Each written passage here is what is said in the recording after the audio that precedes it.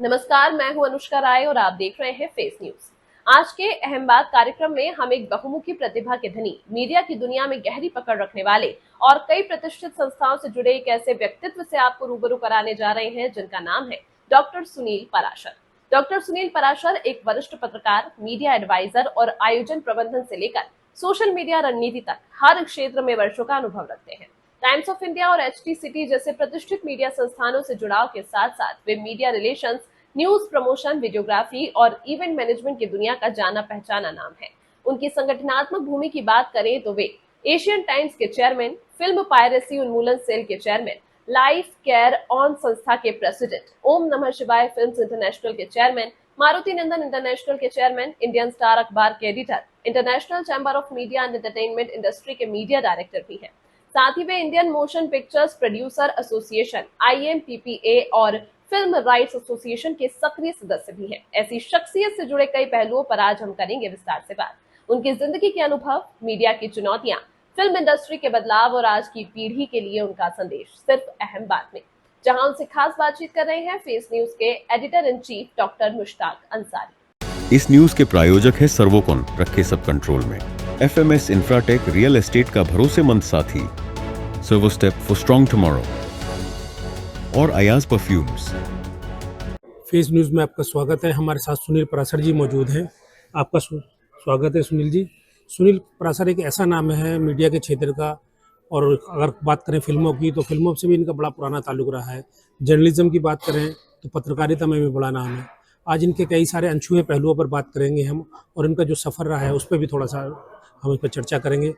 तो मैं चाहूँगा सुनील जी, सबसे पहले तो देखने, क्योंकि एक बड़ा लंबा समय आपने पत्रकारिता के क्षेत्र में और फिल्म मीडिया के क्षेत्र में आपने बिताया है, वक्त बिताया है, और मारवा स्टूडियो के साथ भी जब एक मारवा स्टूडियो हुआ करता था, और अब तो यूनिवर्सिटी है पूरी, तो एक लंबा समय वहाँ भी आपने मारवा जी के साथ गुजारा है।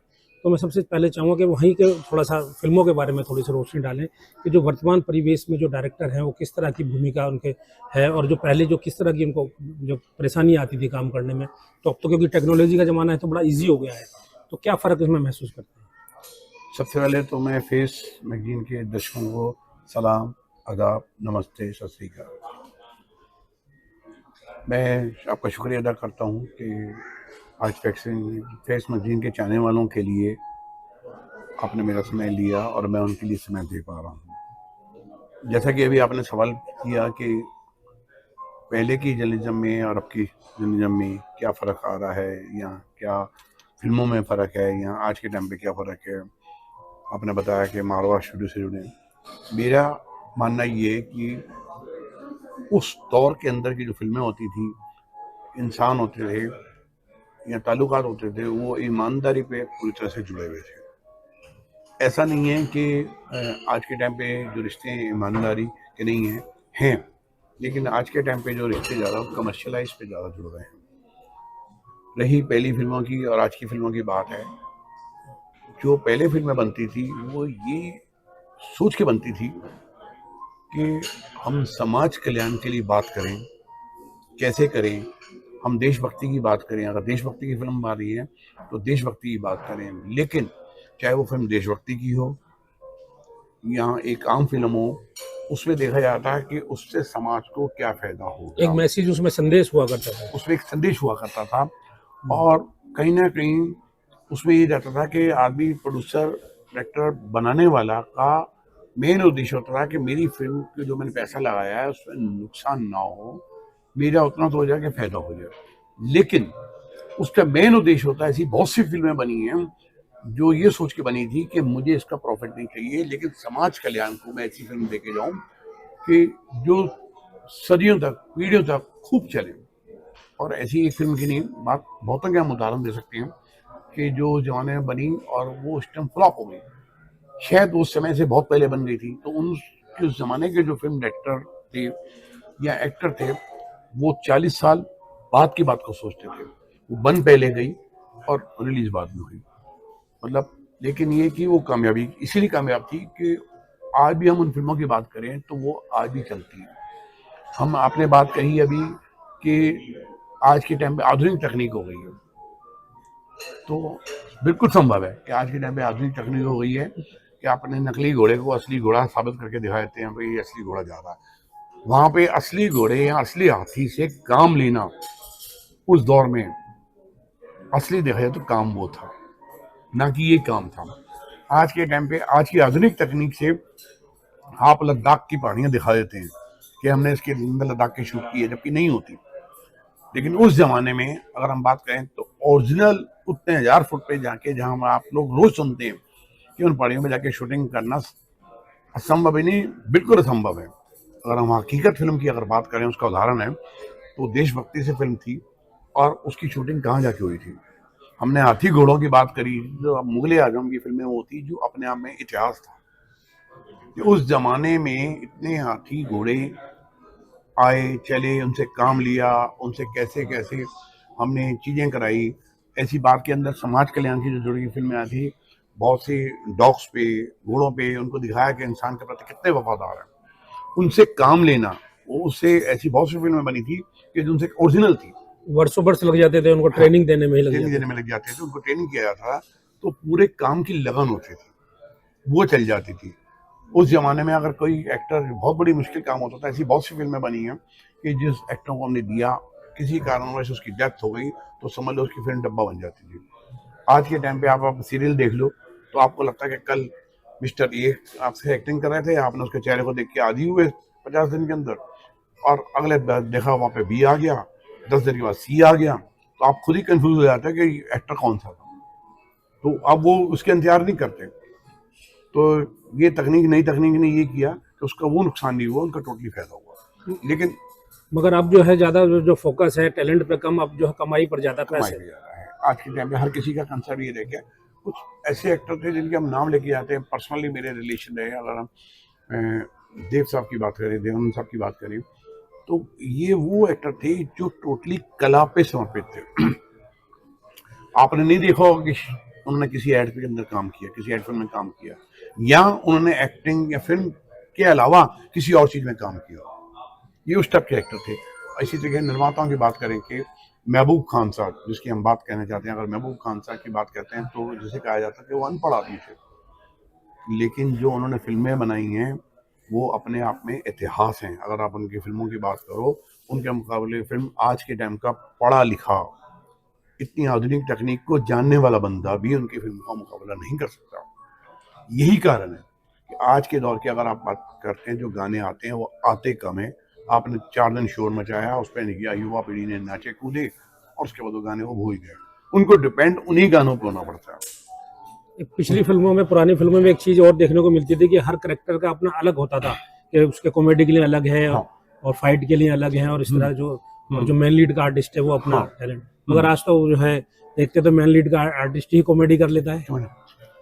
अगर उस फर्क की अगर आप बात को एहसास करें तो उसके पीछे भी तकनीक को देखें कि हीरो ही कॉमेडी कर रहा है, हीरोइन एक्टिव बन गया है। लेकिन उस टाइम का जो हीरो का मतलब था हीरो था, कॉमेडियन का मतलब कॉमेडियन था। लेकिन अगर उन बातों के भी आप बात को एक महसूस करें तो पूरी जो टीम वर्क काम कर रही थी, अब उस पूरी टीम वर्क के अंदर अगर देखो तो उसमें भी फर्क आ गया। आज के टाइम पे वो गाना गा रहा है अक्षय कुमार, आवाज लग रही है किसी सरदार जी की, है ना, वो गाना गा रहा है अमिताभ बच्चन, और उसमें आवाज लग रही है किसी की। लेकिन यही कारण है कि आप गाने जब सुनते हैं, रेडियो पे सुनते हैं, तो आपको लगता है गाना बहुत मधुर है। जब उसी गाने को जब फिल्म में जाके पर्दे पे जाके देखते हैं तो आपको लगता है ये तो उससे कुछ तालमेल तो मिल ही नहीं रही। यही कारण है, नहीं चलते, लेकिन चेंज हो जाता है। लेकिन अगर हम इस बात करें, इसी तकनीक में बात करें, तो सबसे पहले अगर आपके जहन में एक ही नाम आता है, वो मोहम्मद रफ़ी साहब का नाम आता है। अगर मोहम्मद रफ़ी साहब देवानंद के लिए गा रहे हैं तो लगता था देवानंद गा रहा है। वो गाना अगर बल्लाज सानी गा रहा है तो लगता था बल्लाज सानी गा रहा है। वो गाना महमूद गा रहा है, जो कॉमेडियन एक्टर थे। वो गाना अगर जॉनी वॉकर गा रहा है तो सबके चेहरे फिगरें अलग थी। लेकिन जब आप फिल्म पे जाके एहसास करते थे तो आपको लगता था कि ये जॉनी वॉकर ही गा रहा है, ये मोहम्मद रफ़ी साहब नहीं गा रहे हैं। ये टैलेंट तो कहा जाता है, इसके बारे में तो देखा जाता है, और बड़ी इसकी चर्चा रहती है कि रफ़ी साहब जब गाते थे तो पूरे समर्पण के साथ गाते थे, आर्टिस्ट को निगाह में रखे गाते थे। तो खाली देवानंद ही नहीं, मतलब कई लोगों की तो एक पहचान बना। अगर मुकेश साहब की बात करें तो उन्होंने ज्यादा गाने मनोज कुमार के लिए गाए और राज कपूर के तो गाते गाते थे। तो ये वो टैलेंट थे कि जो अपनी पहचान को उससे जोड़ के चलते थे। हेमंत कुमार गा रहे हैं या मन्ना डे साहब गा रहे हैं, तो ये कहीं ना कहीं उस कैरेक्टर से पूरी तरह अपने आप को तालमेल को मिलाते थे। इसी तरह संगीतकार था, उसको पता था ये गाने किस पे फिल्माया जाना है, वो संगीत की टोन को उसी के हिसाब से लिखा। अब उतनी मेहनत नहीं करते लोग। अब आपको गाना अलग रिकॉर्ड कर दिया आपने, बना इसलिए नहीं चलती। आपने जो फर्क की बात की, फर्क ही आया। आधुनिक जरूर आ गई। अब तो ये रह गया कि जी 100 करोड़ की फिल्म बनी है और 500 करोड़ कमाना है। मीडिया तब गिनती के 4 पेपर होते थे, अब मीडिया की बात करें, अब मीडिया का तो कोई अंत ही नहीं है, अंत ही नहीं है। इसीलिए खर्चे बढ़ गए, इसीलिए वो चीजें रिटर्न आ रही। तो आप उसका फर्क देखिए। तो जो आर्टिस्ट हैं जो फिल्मों की तरफ रुख कर रहे हैं, वो जाना चाहते हैं, जो जा रहे हैं, संघर्ष कर रहे हैं, क्या मैसेज देना चाहोगे उनको कि किस तरह जो सक्सेस मिल सकती है उनको? अब इतना आधुनिक हो गया है कि अब तो बहुत से प्लेटफॉर्म हो गए हैं। हालांकि आज से अगर 10 साल पहले की बात करें तो उनके लिए कहीं ना कोई दिक्कत थी। अब तो हर आदमी तो आर्टिस्ट है और हर आदमी जर्नलिस्ट है, दोनों ही बातें हैं, क्योंकि दोनों के लिए मौके खूब हो गए। क्योंकि आपके पास प्लेटफॉर्म खुद है, आपके पास कुछ नहीं मिला तो आपने अपनी फिल्म खुद ही बनाई, कभी यूट्यूब पे डाल दी, बस आप बन गए हीरो। सोशल मीडिया ने भी उसके लिए बड़ा फैलादार कर दिया। तो हर बंदे को तो एक्टर बना दिया, हर बंदे आर्टिस्ट भी बना गया, तो वो अपनी फिल्म में अपने रिलेशन को दिखा दिखा के खुश हो जाता। तो जिसका सपना था कि मेरे को एक्टर बनना है, उस सपने को इस आधुनिक तकनीक ने जरूर पूरा किया। मगर कहीं ना कहीं बिगाड़ भी तो पैदा किया। सही से आर्टिस्ट तो बन नहीं पाते, वो तो बन नहीं पाते। आप जैसा भी गा रहे हो तो उसको रिटर्न वही है ना। आज के टाइम पे उससे गुमराह भी ज्यादा होने लगे हैं कि नई बात आ गई कि बना दो जी, यूट्यूब पे डाल दो, आपको इतने लाख रुपए आएंगे। वो किसने लाख रुपए आते हुए देखे हैं, वो उसको पता हो जिसके पास आते हों। एज ए जर्नलिस्ट मैं तो ऐसे को खोज नहीं कर पाया कि कोई आके मुझे कहे कि ले जी मेरे पास 1 लाख रुपए महीना आता होगा, जिसके पास आता होगा। तो हमें उसकी इनकम से, हम तो कहते हैं सबके पास आना चाहिए। जो बेचारे मेहनत कर रहे हैं, जो टैलेंट सोच के आते हैं, तो कमाने वाले इससे ऐसा नहीं कि नहीं कमा रहे, वो कमा रहे हैं, कुछ ना कुछ उनका योगदान, रोटी चलनी चाहिए, वो चल रही है। लेकिन अगर उस फिल्मों की अगर बात करें, आज आप सोच के नहीं चल सकते। जो फिल्म उस जमाने में 25 हफ्ते चलती थी, वो आज के टाइम पे 1 हफ्ते चल जाए तो गनीमत है। वो 25 हफ्ते रह के इतना पैसा नहीं कमाती थी जो आज के टाइम पे 1 हफ्ते चल के वो इतना पैसा कमाती थी। जो फर्क था कि तो फिल्में हिंदुस्तान में रिलीज होती थी, वो हिंदुस्तान के लिए बनती थी, अब पूरे वर्ल्ड के लिए बनती है। फिर उसके कई प्लेटफॉर्म हो गए, तो वो सिर्फ सिनेमाघरों की फिल्म थी। सिनेमाघरों से जो है जो ऑडियंस है वो तो गायब है। हाँ, क्योंकि इसलिए गायब है कि आपको सस्ते में घर बैठे सब कुछ मिल रहा है। प्लेटफॉर्म हो गए, कई सारे प्लेटफॉर्म कई हो गए, फिर वो क्यों जाएगा वहाँ पे सिनेमाघरों में। फिर कई सारी चीजें आ गई हैं कि आदमी का जब सिनेमाघरों में जो जाने वाला कारण से कई सारे कारण हो गए हैं, उनके खर्चे बढ़ गए हैं सिनेमाघरों के, उनकी भी हैं। तो लेकिन जो नए किस्म के सिनेमे जो आ गए हैं, आपको जाने से पहले ही सोचना पड़ेगा ना वहाँ पे क्या है। मैं सुन के हैरान रहता हूँ। अभी हमारे कुछ साथी पत्रकार बता थे कि वो किसी मल्टीप्लेक्स में गए और वो 3 बंदों ने लिया, उसके उन्होंने एक पॉपकॉर्न लिया, एक बर्बन लिया, एक पेप्सी ली, और उसका जो बिल उनका आया 1650 रुपये। तो आदमी 1650 की टिकट आ गई, 500 550 के ऊपर आते हैं टिकट आ गई, तो आदमी 5-10 हज़ार रुपये, 5-6 हज़ार रुपये का जो 4 बंदों की फैमिली है और वो 5-7 हज़ार रुपये लगा के फिल्म देखेगा तो वो क्या करेगा।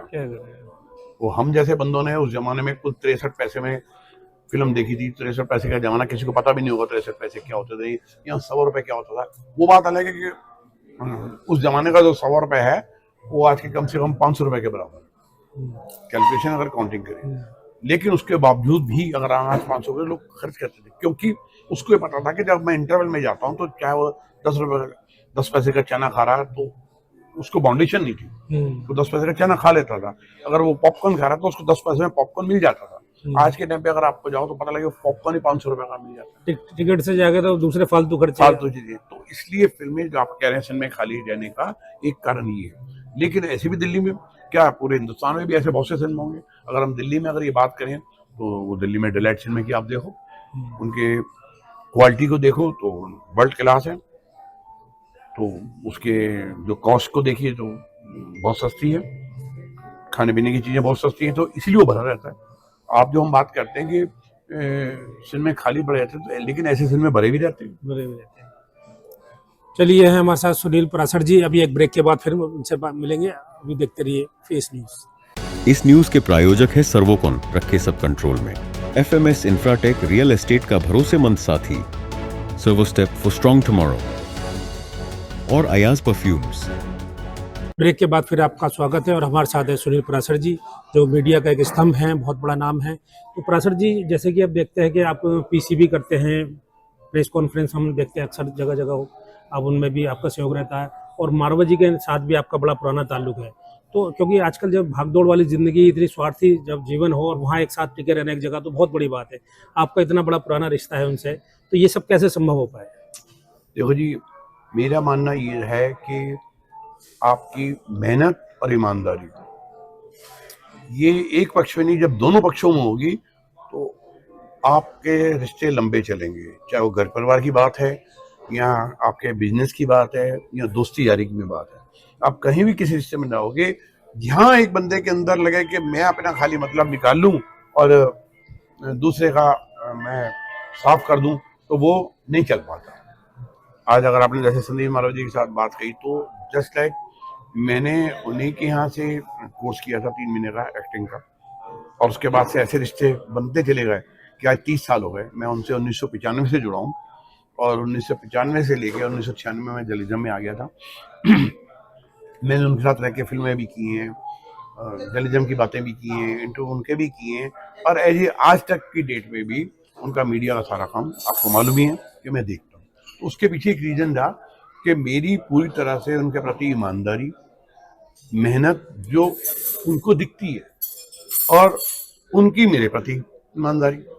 आज कोई भी बात होती है मुझसे वो शेयर करते हैं, हर बात को बताते हैं, तो हम भी ईमानदारी से देते हैं, तो तभी हम दोनों कामयाब हैं। आज हमारा हाथ से हाथ बढ़ा है, वरना हजारों लोग उनके पास भी आए, हमारे पास भी आए, तो जो ना टिकने वाले लोग हैं वो खुद चले जाते हैं। सही बात है, रिश्ते जो निभाने की बात होती है दोनों तरफ से ही निभाए दोनों जाते हैं, निभाए तभी चलते हैं। अब जर्नलिज्म की अगर बात करें तो आजकल देखते हैं कि एक भीड़ सी लगी हुई है जो यूट्यूबर्स की खास तौर से। तो क्या उनसे क्या मैसेज जा रहा है कि जर्नलिज्म को वो कहीं ना कहीं आपको नहीं लगता कि बदनाम कर रहे हैं?